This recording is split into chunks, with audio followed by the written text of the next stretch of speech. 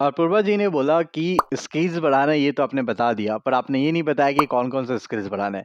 जो मुझे लगा सही बात है। मैंने इस बारे में बात ही नहीं की कि क्या-क्या स्किल्स होते हैं एक सैस सेल्स पर्सन के लिए और कौन-कौन से स्किल्स इंपॉर्टेंट होते हैं जो आप बढ़ा सकते हैं और जिसकी वजह से आपका आने वाला जो साल है 2023 वो बहुत इंपॉर्टेंट होने वाला है। तो एज़ अ सेल्स पर्सन बहुत सारे ऐसे स्किल्स हैं जो आपको रेगुलर बढ़ाने पड़ेंगे, जिस पे आपको काम करता रहना पड़ेगा और ये हमेशा चलता रहेगा, नेवर एंडिंग प्रोसेस है ये। स्किल्स को मैं मोस्टली 2 भागों में बाँटूँगा। First hard skills, second soft skills. अब एक-एक करके समझ लेते हैं कि कौन-कौन से ऐसे स्किल्स हैं जो आपको रेगुलर काम करने हैं और उसको और ज़्यादा एनहांस करना है। पहले बात कर लेते हैं हार्ड स्किल्स के बारे में। सबसे पहले और मोस्ट इम्पोर्टेंट आता है प्रॉस्पेक्टिंग। प्रॉस्पेक्टिंग एक ऐसा चीज़ है जो आपको हमेशा करता रहना पड़ेगा। अगर आप प्रॉस्पेक्टिंग करना बंद कर देते हैं, उसी दिन से आपकी ग्रोथ होना रुक जाती है। अब प्रोस्पेक्टिंग भी एक स्किल होता है। आपको ये समझना पड़ेगा कि कौन-सा क्लाइंट है जो आपके लिए सबसे बेस्ट है, आपका आईसीपी क्या है, किस तरीके का इंडस्ट्री आपके लिए बहुत यूज़फुल है, कैसे ऐसे लोग हैं जो आपको आगे लेके जा सकते हैं, ये सारी चीज़ें होती हैं और ये एक बहुत टाइम के बाद ही आपको पता चलता है।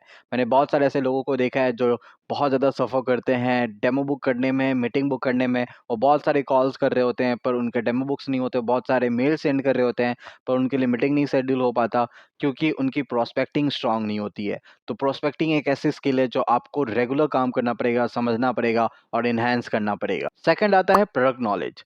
आप जब SaaS सेल्स में काम करते हैं तो आपका प्रोडक्ट का नॉलेज कितना है ये बहुत इंपॉर्टेंट हो जाता है। बहुत सारे ऐसे कंपनीज़ हैं जहाँ पे जो सेल्स पर्सन होते हैं वो मिसलीडिंग नॉलेजेस बाँट रहे होते हैं। उनको खुद पता नहीं होता है कि उनका सॉफ्टवेयर कैसे काम करता है क्योंकि सॉफ्टवेयर बहुत ज़्यादा टेक्निकल होता है। मोस्टली जो SaaS सेल्स के लोग होते हैं वो उस डेप्थ तक नहीं जा पाते हैं, पर वो गलत तरीके से बता देते हैं और ये एक बहुत बड़ा प्रॉब्लम है। तो आपके प्रोडक्ट नॉलेज का इंक्रीज़ होना बहुत इम्पोर्टेंट है। ना सिर्फ अपने प्रोडक्ट का बल्कि आपके कॉम्पिटिशन का भी क्या चल रहा है, क्या नहीं चल रहा है, इंडस्ट्री में क्या चल रहा है, क्या फ्यूचर है, क्या लोग नया चाह रहे हैं, क्या पुरानी चीज़ें थी जो अच्छे से काम नहीं करी। ये सारी चीज़ें आपके प्रोडक्ट के बारे में आपको पता होना चाहिए। 48% लोग जो क्लाइंट्स हैं वो ये मानते हैं कि गलत मिसलीडिंग इन्फॉर्मेशन प्रोडक्ट के बारे में डील्स क्लोज़ करता है, वो एक डील किलर है। तो आपके प्रोडक्ट के नॉलेज का इंक्रीज़ होना वो आपके लिए बहुत इंपॉर्टेंट स्किल है। फिर आता है कॉम्पिटिटर एनालिसिस या कॉम्पिटिटर नॉलेज। आपने वो लाइन तो सुना ही होगा कि जो आपके दोस्त है उसको पास रखे पर जो दुश्मन है उसको और भी ज़्यादा पास रखे। सो अगर आप मार्केट में जाते हैं तो सबसे पहला आपका सामना जो होता है वो आपके कॉम्पिटिटर से होता है। आपके क्लाइंट्स आपको बोल सकते हैं कि वो सॉल्यूशन इतने सस्ते में मिल रहा है या वो सॉल्यूशन मैं यूज़ कर रहा हूँ तो उससे मैं आपको स्विच क्यों करूँ? तो ये चीज़ें आपको पता होनी चाहिए कि आपके कॉम्पिटिटर में क्या चल रहा है। कौन-कौन से क्लाइंट है जिनका वो ऑलरेडी यूज़ कर रहे हैं। कौन से ऐसे क्लाइंट है जो कॉम्पिटिटर को बहुत अच्छा मानते हैं। तो ये सारी चीज़ें आपको जब तक पता नहीं होगी तब तक आप अच्छे सेल्स पर्सन नहीं बन सकते हैं। तो कॉम्पिटिटर एनालिसिस या कॉम्पिटिटर नॉलेज भी एक तरीके का हार्ड स्किल है। आपको रेगुलर विज़िट करना पड़ेगा अपने कॉम्पिटिटर्स के वेबसाइट को आप देखते रहो, आपको पता चलता रहे कि वो क्या-क्या नया चीज़ लॉन्च कर रहे हैं, क्या नया बना रहे हैं, कितना आगे बढ़ रहे हैं। इससे आप अवेयर रहेंगे कि क्या हो रहा है आपकी कंपनी के साथ या आपकी कंपनी कहाँ लैग कर रही है आपके कॉम्पिटिटर से और वो चीज़ें आपको हेल्प करती है एक अच्छा सेल्स पर्सन बनने में। फोर्थ बहुत इंपॉर्टेंट है, ये भी रिलेटेड टू प्रोडक्ट नॉलेज है which is a tools uses. अगर आप सेल्स में हैं, SaaS सेल्स में हैं, तो कौन-कौन से टूल्स हैं मार्केट में जो आपको यूज़ करना चाहिए या जो टूल्स आप यूज़ करके एक्स्ट्रा नंबर ला सकते हैं सेल्स में, वो बहुत इंपॉर्टेंट है।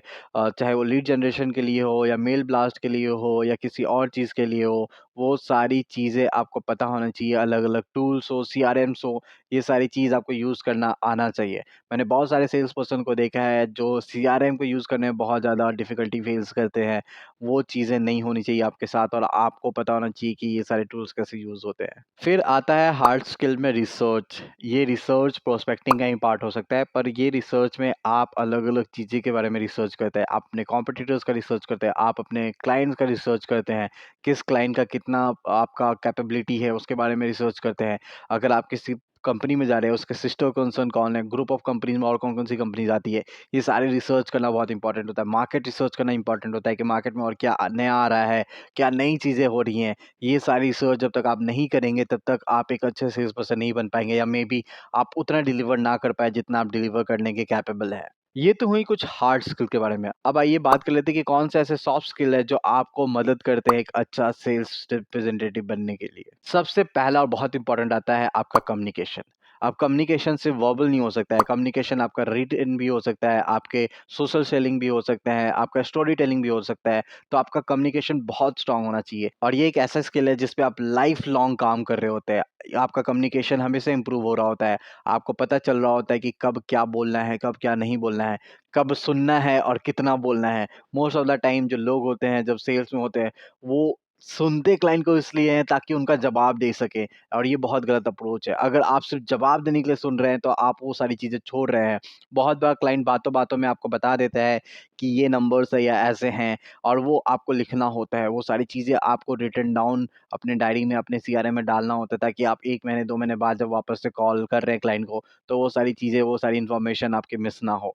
तो कम्युनिकेशन बहुत इंपॉर्टेंट है, ना सिर्फ बोलना बल्कि सुनना, सोशल सेलिंग करना, रिटन कम्युनिकेशन, स्टोरी टेलिंग, ये सारी चीज़ें बहुत इंपॉर्टेंट हो जाती है आपकी। फिर आती है लिसनिंग वाली जो पार्ट है, वो मैंने कम्युनिकेशन में वैसे थोड़ा-सा टैप कर दिया था, बट लिसनिंग भी बहुत बड़ा स्किल है आपके लिए, एक बहुत बड़ा सॉफ्ट स्किल है। If you are not a good listener, you can not be a good sales person. आपको ये समझना पड़ेगा कि कब आपको अपना बोलना बंद करना है, कितना बोलना है, कितना नहीं बोलना है। ऐसा नहीं है कि अगर आप डेमो दे रहे हैं तो वो सिर्फ़ और सिर्फ़ मोनोलॉग हो जाए, वो डायलॉग होना चाहिए। आपको ये मजबूर करना है कि क्लाइंट आपसे चीज़ें पूछे या आपसे बात करे। तो आपका जो लिसनिंग वाला पावर है वो बहुत स्ट्रॉन्ग और बहुत बड़ा स्किल है एक सेल्स पर्सन के लिए। देखो यार, SaaS सेल्स में बहुत सारी चीज़ें चल रही होती है। मतलब आप मेल कर रहे होते, कॉल कर रहे होते, मीटिंग कर रहे होते, कमर्शियल फिनालाइज़ कर रहे होते, ये सारी चीज़ें बहुत ज़्यादा चल रही होती है। इसमें आता है आपका टाइम मैनेजमेंट। अगर आप टाइम अच्छे से मैनेज नहीं करोगे तो बहुत सारी चीज़ें छूटती चली जाती है। मैं भी पहले बहुत ज़्यादा परेशान रहता था कि ये भी करना है, ये भी करना है, ये भी करना है, पर टाइम ही नहीं है। फिर मैंने अपना टू डू लिस्ट मेंटेन किया। मैंने ये टाइम सेट किया कि दोपहर के बाद ही मैं कोल्ड कॉलिंग करूँगा, सुबह अर्ली मॉर्निंग में मेल्स सेंड कर दूँगा। ये सारी चीज़ें करने के बाद, टाइम मैनेज करने के बाद मैंने नंबर्स अच्छे डिलीवर करना स्टार्ट किए।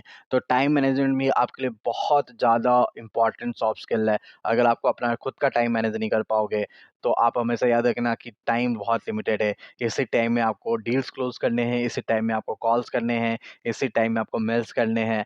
तो ये बहुत इम्पोर्टेंट हो जाता है कि आप अपने हर 1 मिनट को कैसे यूज़ करते हैं। एक चीज़ और होता है कि टाइम मैनेजमेंट में समटाइम्स क्या होता है कि जो डायरेक्टर्स होते हैं या सीईओज़ होते हैं, वो अर्ली आवर्स में बिज़ी रहते हैं बहुत ज़्यादा, तो उस समय आप कॉल्स नहीं कर सकते। उस समय आप मेल कर दो या अपना खुद का जो काम है वो कर लो, रिसर्च कर लो, नया प्रॉस्पेक्टिंग कर लो, लेट आवर्स में आप कॉल कर लो। ये सारी चीज़ आपको देखनी पड़ती है और इसी हिसाब से आपको अपना टाइम मैनेज करना पड़ता है। क्रिटिकल थिंकिंग या आप बोलो प्रॉब्लम सॉल्विंग थिंकिंग, ये बहुत ज़्यादा इंपॉर्टेंट होता है SaaS में। क्योंकि जब आप SaaS में काम कर रहे हो तो आप कोई कमोडिटी नहीं सेल्स कर रहे हो, आप एक प्रॉब्लम सॉल्विंग सॉल्यूशन सेल कर रहे हो, जिसका ऑलरेडी प्रॉब्लम है और उसका सॉल्यूशन आप सेल कर रहे हो। इसमें आपको ये सोचना ज़रूर पड़ता है, आपकी ये क्रिएटिविटी थिंकिंग या क्रिटिकल थिंकिंग ये ऐसे हेल्प करती है कि आप कैसे पिच कर सकते हो, क्या आरओआई दिखा सकते हो, क्या इंपॉर्टेंट है सॉफ्टवेयर का वो बता सकते हो। आप ये बता सकते हो कि सॉफ्टवेयर से कैसे आपको हेल्प मिलेगा, आपके क्लाइंट को हेल्प मिलेगा। ये सारी चीज़ें जब तक आप नहीं सोचोगे, अगर आप रटा-रटाया स्क्रिप्ट बोल रहे हो, तो वो नहीं यूज़ होने वाला है। तो हमेशा आपको क्रिटिकल थिंकिंग करती रहनी पड़ेगी, आपको प्रॉब्लम सॉल्विंग थिंकिंग करती रहनी पड़ेगी, ताकि आप बाकियों से कैसे अलग हो, ये आप मेक श्योर कर सको। मैंने बहुत सारे लोगों को देखा है सेल्स में जो पैसे के बारे में बात करने से बहुत ज़्यादा कतराते हैं। पता नहीं क्यों उनको डर लगता है क्लाइंट से पैसे के बारे में बात करने में। पर नेगोशिएशन एक बहुत बड़ा स्किल है, बहुत बड़ा सॉफ्ट स्किल है। अगर आप नेगोशिएट नहीं कर पाते हो कि इतना पैसा चाहिए या ऐसे काम होगा या ये टर्म्स एंड कंडीशन है, तब आप बहुत ज़्यादा क्लाइंट लूज़ कर सकते हो, या फिर स्पेशली अगर आप इंडिया में काम कर रहे हो, तो इंडिया में सॉफ्टवेयर के लिए लोग पैसे देने से बहुत ज़्यादा कतराते हैं। उनको लगता है कि सॉफ्टवेयर फ्री में मिलना चाहिए। पर यहीं पे एक गुड नेगोशिएटर आता है और एक अच्छे से नेगोशिएशन करके निकाल देता है उस डील में से। तो आपका नेगोशिएशन भी एक स्किल है। आपको नेगोशिएशन के लिए भी आगे समझना पड़ेगा, आपको काम करते रहना पड़ेगा। तो नेगोशिएशन का स्किल आप तभी डेवलप कर पाओगे जब आप ज़्यादा से ज़्यादा नेगोशिएट करोगे। अब ऐसा भी नहीं है कि एक बहुत थिन लाइन होता है विन और लूज़ में। अगर आप बहुत ज़्यादा नेगोशिएट करोगे तो क्लाइंट भी इरिटेट होके छोड़ सकता है। तो आपको बहुत थिन लाइन मेंटेन करनी पड़ती है और वो लाइन को ही समझना असली स्किल है। Last but not the list, discipline को मैं स्किल में रखना चाहूँगा, क्योंकि एक डिसिप्लिन पर्सन बहुत आगे जाता है। मैंने बहुतों को देखा है कि कोई 5 कोल्ड मेल कर रहा है किसी दिन 25 कोल्ड मेल कर दे रहा है, किसी दिन 50 कोल्ड मेल कर दे रहा है, किसी दिन 10 कोल्ड कोल्ड कॉलिंग कर रहे हैं, किसी दिन एक भी कोल्ड कॉलिंग नहीं कर रहे हैं।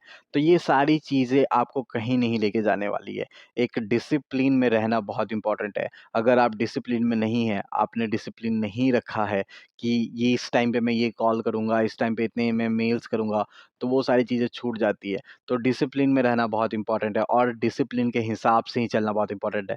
डज़न्ट मैटर आप अच्छा फ़ील कर रहे हो, खराब फ़ील कर रहे हो, आपने क्लाइंट क्लोज़ किया हो, क्लाइंट आपका लो लूज़ हुआ हो, वो सारी चीज़ें मैटर नहीं करती। आपका डिसिप्लिन में रहना बहुत बड़ा मैटर करता है। तो ये थे कुछ soft skill and hard skill जो मुझे लगता है कि जिन पे आपको काम करना चाहिए, जो आपको हेल्प कर सकते हैं सैस सेल्स में ग्रो करने के लिए। इसके अलावा भी कुछ और चीज़ें होती है, उसके बारे में किसी और वीडियो में बात करेंगे।